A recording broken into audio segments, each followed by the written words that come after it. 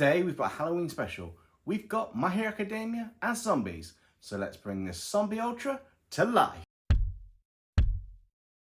Welcome. I know we have only had a new demonology lecture for a lesson or two, but it appears that she is being sent away on a mission by the upper echelons of the Department of Multiversal Matters. So we have a bit of a change for today's lesson. We'll be covering another dimension, a dimension known as Earth 693. This one is similar to Earth 666 in the respect there are some type of demon zombie type creatures, but however, all there is really the zombies. Wait, what's so interesting about that? Zombies? It's kind of boring, you know. I mean, it's like horror movies. They don't really do anything. Shoot them in the head, poof, jump down, they're dead. Well, normally yes, but in this dimension, the inhabitants have the power of quirks like that anime series My Hero Academia. In fact, population is from My Hero Academia. It's a world where they exist. But in this case, I guess the term would be more My Zombie Academia? Anyway, let's get into this. Our research team managed to get some information back from this dimension on what we believe happened to a couple of the world, or rather a couple of the Class 1A students. So let's start with some of the more notable heroes in training and how they became, well, zombies. Welcome to Zombie Ultra.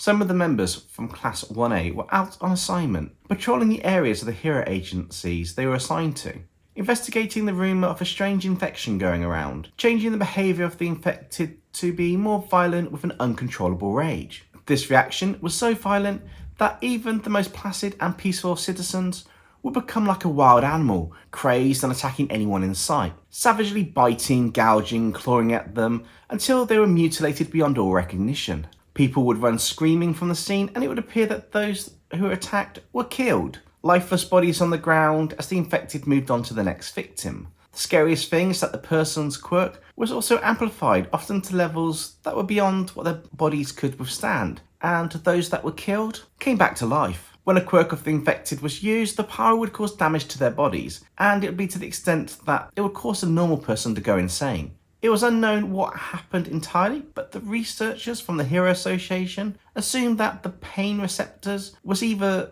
cut off or just overridden by the sheer amount of rage the subject had. Perhaps it fueled the rage even more. The only confirmed thing is that this was not a virus that was created in a lab. Perhaps a quirk or a quirk mutation, but it was far more complex than anything that had been seen before in the world. It's most likely that the original person infected whose quirk went out of control, the patient zero as it goes, is going to be in the central point or main area of the outbreak. That was the task of Operation 0 Hour, where the top heroes in the country went to retrieve patient zero. However, this led to a miscalculation on their part, and the target kind of escaped, spreading the infection throughout the city. The heroes in training had then been sent out to find the target and report back to the pro heroes. The mission was purely reconnaissance. However, there was one hero in training who had a fiery temper and who was on par with the rage of this infection. This young hero was known as Bakugo to his classmates. He had this super explosive power and personality. While watching from the rooftops, he'd spotted an infected acting differently from the rest and decided to chase this target. He let his teammates know that he was following a possible match to Patient Zero, and despite their concerns telling him to wait for the pros, Bakugo, being his usual impulsive self, just rushed out ahead, chasing the target with the plan of taking them in, proving himself to be the next top hero.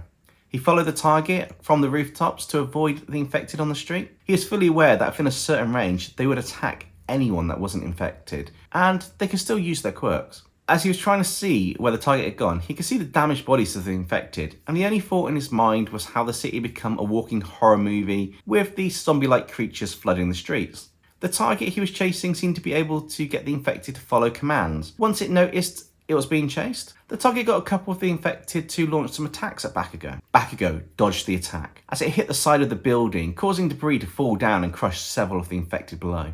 The impact caused Bakugo to be knocked off balance and lose sight of his target. As he was frantically scanning with his eyes to find where the target had gone, he was attacked again, and on the rooftop there were two infected attacking him. In a relentless and continuous series of attacks, including using a quirk to extend one's arm to extremely long lengths. Thankfully, Bakugo was adept at dodging, using his quirk to change direction mid-air. The only problem was that his counterattacks did nothing to slow down or stop the attacks. It was only a matter of time before he'd be unable to continue this fight, and possibly become infected as well. Knowing this, and despite his hatred of retreating, Bakugo decided to make some distance and blasted himself high into the air.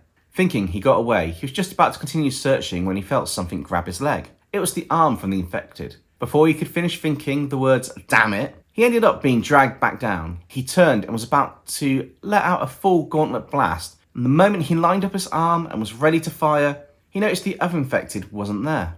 In that moment, the other infected had lined up next to him and bit our young hero in the arm. As Bakugo gritted his teeth in pain, he let out the blast from his gauntlet, destroying the infected in front of him and tearing his arm out of the mouth of the other one. He shouted out in pain as he landed on another rooftop. He held his arm looking at the infected as it ate and swallowed the chunk of flesh it had just ripped out of our hero. Bakugo fired the second gauntlet, destroying this infected. As he caught his breath, he felt a sudden pain in his arm. He looked at where his arm had been bitten, and he noticed his skin was beginning to change and rot. "God damn it!" he yelled, before passing out on the rooftop. Moments later, he awoke, filled with rage and looking around to see who and where he was. Still, with one mindset to search out and hunt down his target, only this time his target was anyone who was not infected.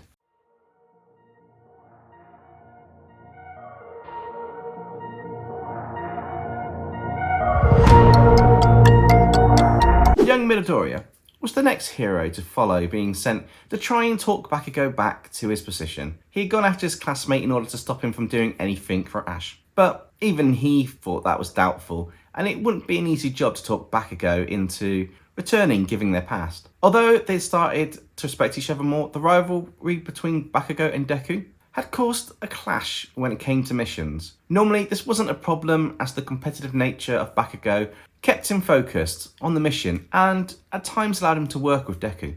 It wasn't long before Deku arrived in the area Bakugo was in and spotted something flying throughout the air. He began to chase, shouting out, but there was no reply. He increased from 8% to 10% of his full count and began to close the distance between him and whatever it was he was chasing. As he got closer, he could see that it was Bakugo, and noticed that his arm was injured and his skin had become a pale purplish grey colour. It was clear that Bakugo had become infected, but since he was using his quirk and was not in one spot like the others who had been infected, maybe something was different. Young Midoriya decided he had to help his classmate, and the only way to do that was to take him back to the pro heroes, and maybe they could find a cure for him. As he got close to Bakugo, Deku was spotted by him. Blinded by his rage and the infection, he changed direction and attacked Deku. Although in midair, Deku used a kick to change his direction and avoid being hit, he landed on a nearby building and looked around the air to see where Bakugo had gone. He wasn't in front of him, he wasn't to the sides, he wasn't above.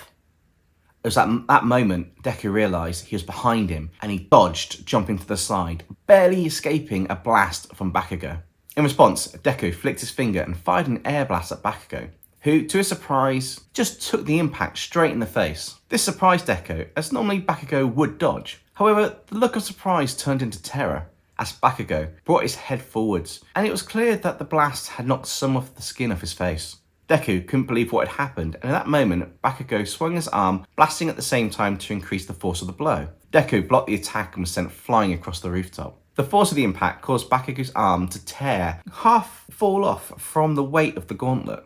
The impact had also broken Deku's arms and legs, causing him pain and left him limping to try and get back up in order to defend himself from any more attacks. As Bakugo turned and was about to launch a large attack at Deku, there was no choice but for Deku to use his arm and perform a 100% smash in order to stop Bakugo's blast from hitting him. As he released the smash to counter the full power blast from the infected Bakugo, part of the blast had gotten by and hit the side of Deku's face. Deku put his hand on his face while watching Bakugo, as he was sent flying through the air into the distance. Unable to stand, but when he went to move, he bent over in extreme pain, as his arm was completely broken from using All for One at 100%.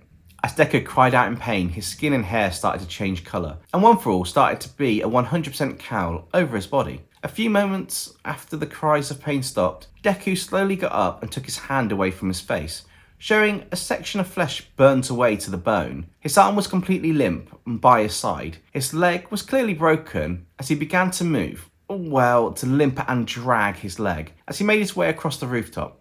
In case you might have been wondering, some of the blood and infected sweat from Bakugo had gotten mixed in with the blast. And as it hit Deku's face, it managed to mix in with his blood as the blast tore the skin and muscle away.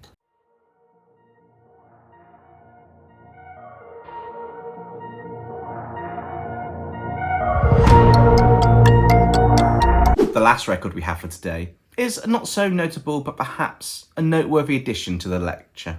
This hero training is Denki Kaminari, who has made a friendship with the rather hot-headed and unapproachable Bakugo. However, this time Denki was on the front lines as the situation in the sector of the city he was assigned to had seen an increase in the infected citizens trying to escape the quarantine zone. Due to the nature of his quirk and his abilities to generate electricity and paralyse those who are his enemies, he was sent on border patrol to stop the infected from breaching the quarantine lines. Although this does have a weakness too. Too much use of this quirk will short circuit his brain, and for a while it'll turn him into a bit of a simple-minded idiot. However, he was only responsible for restraining those of the infected who managed to get through the quarantine border, so that the other heroes can return them back to the infected zone. This worked out well, as it was short uses of his quirk, and he was fine. However, what happened next was not only something Denki, but the rest of the heroes in this section of the border patrol had not expected to happen in the slightest.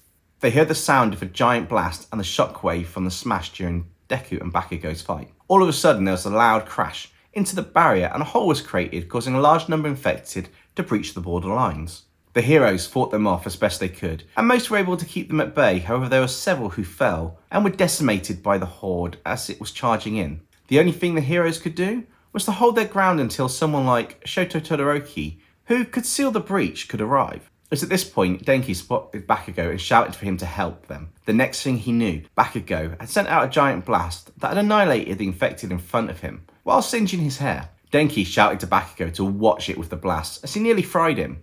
All of a sudden, Bakugo let out a menacing scream, as Denki could see that his friend had also become infected. The emotion could be seen on Denki's face. It was a cross between upset, fear and terror, as the infected Bakugo blasted towards him at full force, destroying the building behind him. Denki sent out a massive electrical charge, paralysing the infected around him and causing Bakugo to become partially paralysed and fly right past him as Denki dodged to the side.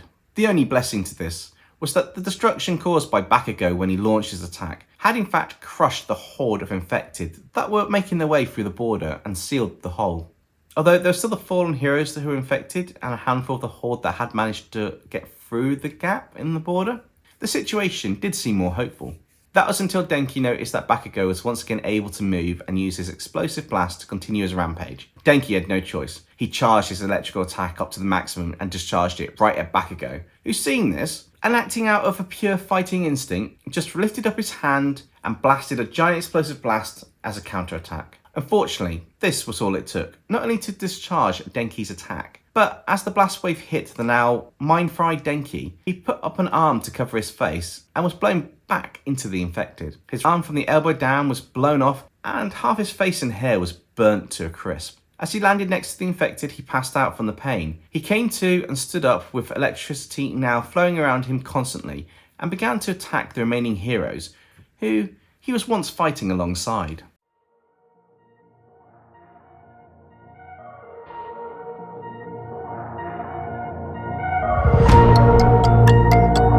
What do you guys think of Zombie Ultra? I had a lot of fun taking the characters from My Hero Academia and putting them into the My Zombie Academia universe. Perhaps we should do another part of this series this month, but it was a fun one, so let me know in the comments below who else you want to see. Really pleased with how the artwork on this came out. I think my favourite one's got to be Bakugo. I just love the way the arm's ripping off and kind of like got the bite impact on the side.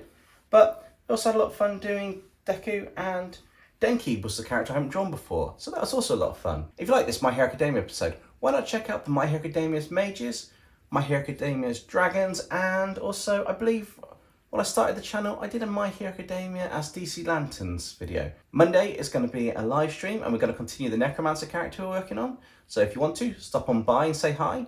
Anyway, stay safe everybody, catch you next time.